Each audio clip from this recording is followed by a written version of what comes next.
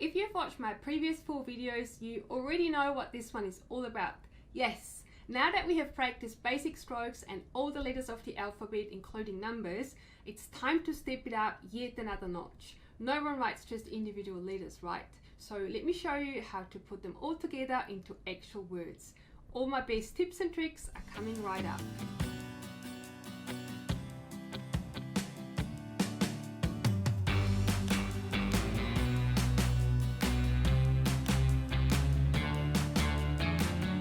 Hey, and welcome! For those of you who don't know me, I'm Karen and I'm from iPad Lettering, bringing you the best tips and tricks about everything iPad related. On this channel, I want to help you get the most out of your iPad, whether that is with lettering or art, or even surprising yourself with your own creativity. Remember when we started with the basic strokes a few weeks ago, and I was comparing it to swimming, where you don't just jump into the pool and start swimming laps, but you practice the individual parts until you master the technique. Well, now it's time to jump. We now have all the necessary building blocks to be able to start writing letters. If you haven't watched the previous videos, you might like to do that first. I have put together a playlist with the whole series so you can binge watch them all in a row. When you think about it, it's amazing how far we have come since we started. So let me show you right now how we can use all the skills we have learned so far to write beautiful letters. I'm going to use the 5 most common words of the English language as examples and then teach you how to make your lettering look really good. Make sure you stick around to the end of this video to get access to this week's cheat sheet as well. Before we start practicing writing these words, I want to show you quickly how this cheat sheet works. It's very similar to the previous cheat sheet, so let's open up the layers panel and you'll see, same as previously, we have got a new layer here that says right here, and again I strongly recommend that you always create a new layer to practice. And then each one of the words is actually on a separate layer. And then we also have a layer for our guidelines. So what I recommend is to actually turn off the visibility of the letters, or I should say the words that you're not currently practicing, because what that lets you do is practice tracing the word first, and then you have 4 additional lines of extra space so that you can practice these words even more. And then I also want to show you the brush that we're going to use, and it's actually the same brush that we've been using for all the previous practices as well. It's called IPL Strokes Practice, and in case you don't have that yet, I very strongly recommend that you download my free iPad lettering starter kit, and I'm going to put a link in the description of this video. Okay, now let's have a look at some of the things that you want to pay attention to when you start writing words rather than just letters. With the letters it's not so difficult because they stand on their own, but now that we have to start combining the letters, there are a few little gotchas that I want you to be aware of. So the first thing that you will notice here is that all the letters have the same angle. This gives it a nice consistent look. So this is very important when you start writing words, that all the angles of your letters are the same. And then the second thing that we want to look at is the distance between the individual letters. So you'll notice here that we have the same gap between each of those letters. And then the third thing you want to pay attention to is the thickness of your strokes. So you'll see that the thickness of the letters here and there is very similar. So I think these are the main 3 things that you really want to pay attention to when you start writing words. But then of course this is all hand lettered, so I feel that you don't have to be too strict about it. Certainly if you look at my lettering pieces, these are not all as uniform as this, but I feel it's very important that you learn the rules first, and then once you know the rules, feel free to break them. Now let's start practicing our words, and the reason why I have chosen this word to start with is because it's most similar to the individual letters that we have already practiced. So this is now just a matter of using the same letters that we have already practiced to form the words. So this one should be fairly straightforward to start with. And again, as previously when we practiced the strokes and the letters, it is quite important that you go slowly and you really focus on the transitions between the different letters.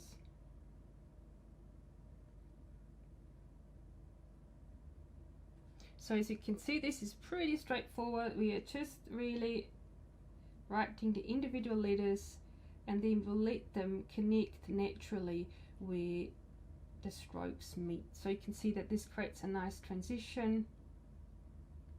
And as long as you keep the angle, the thickness, and the distance between the letters the same, these words will look very, very nice. Alright, so now I recommend that you practice these words a few times. So trace them first, and then also fill the whole page before you move on to the next word.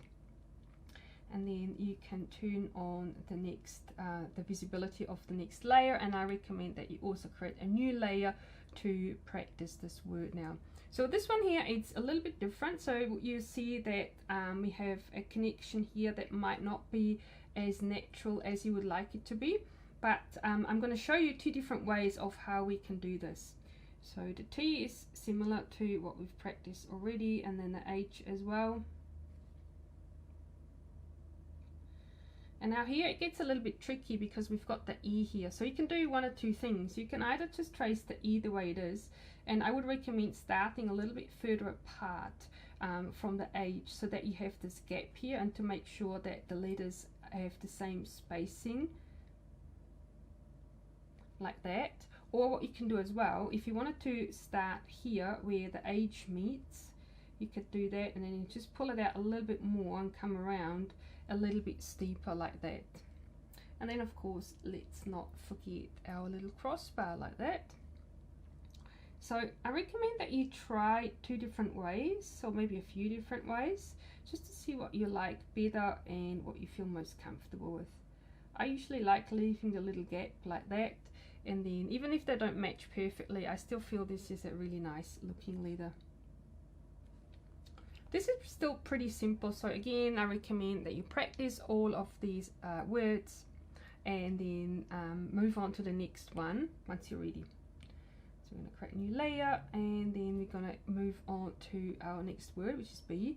And you can see here, this one's a little bit different. So I feel that the B and the E, they connect really nicely here. So I want to create this little loop here at the bottom of the B, so I can nicely connect it to the E as well.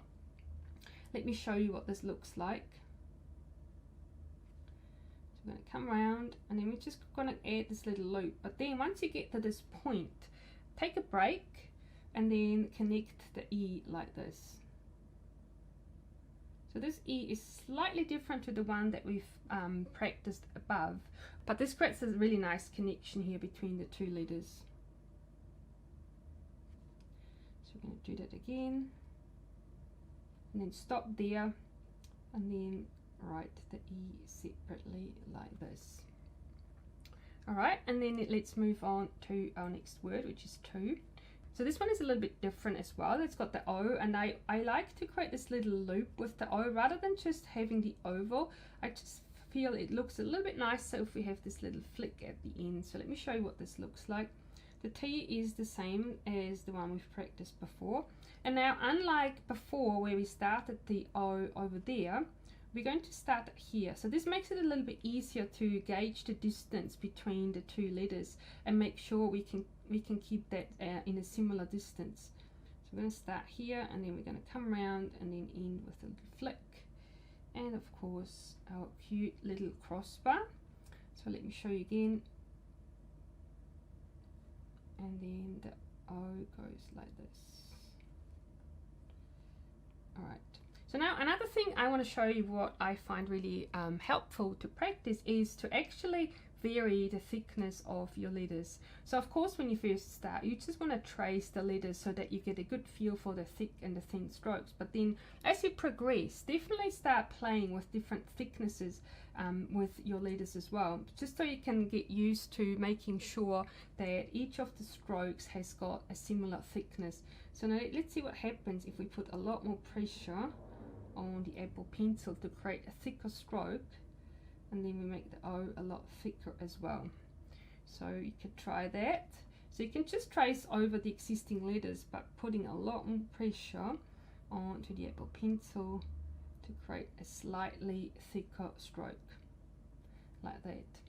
And then of course you can also play with creating thinner strokes as well, to create a little bit less contrast.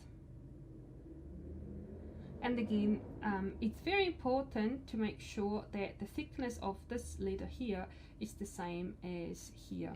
So you can see here the thickness here and there, it's very similar, and here as well, and there as well. So now if we look at the difference of all of these letters, you can see they look nice and consistent because they have the same angle, they have the same thickness, and they have a similar distance to all the other letters.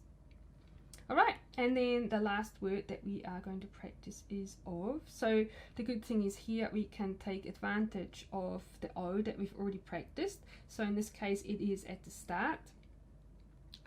So let's write the O, and then just bring in your end stroke a little bit into the F so that it connects nicely.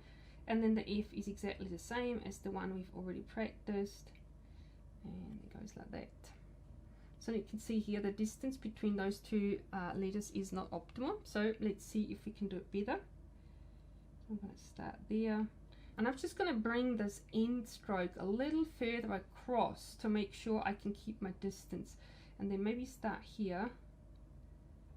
And then come around like that. So now we have much better distance between the two letters. Let's try it again. Maybe make the stroke a little bit thinner. And then here as well. And just fill in the gap and come around. And this is how you practice all the words. So I really recommend that you spend a good amount of time getting familiar with the thickness of your strokes. Make sure that you keep the angles consistent and also the spacing between the letters. And there you have it.